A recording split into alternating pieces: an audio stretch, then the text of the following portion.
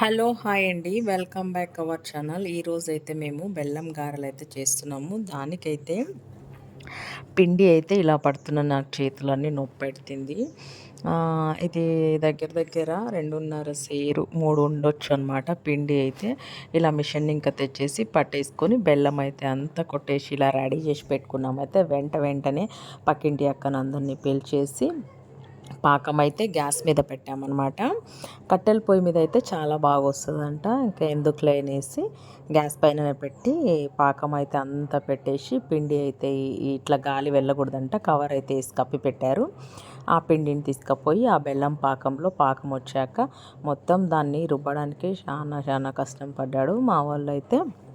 అందులో అయితే కొంచెం నూగులైతే ఏశారు టేస్టింగ్ కోసం. బాగా అలా కలుపుతూనే ఉండాలి ప్రాపర్‌గా పిండి అంతా ఎక్కడ ఉండలు లేకుండా శుభ్రంగా నీట్‌గా కలిపి చివరికి సలిబిండి అయితే తయారైంది. మీరైతే ఏమంటారో దీన్ని నాకైతే తెలీదు. ఫస్ట్ అయితే ఇలా అయితే గారె తినడం ఇష్టమనమాట. ఫస్ట్ గారైతే నేనే టేస్ట్ చేశాను. చాలా బాగా స్మూత్‌గా చాలా అంటే చాలా పర్ఫెక్ట్‌గా వచ్చాయన్నమాట. మీరైతే ఏం పిండి వంటలు చేశారు? Like and share, subscribe.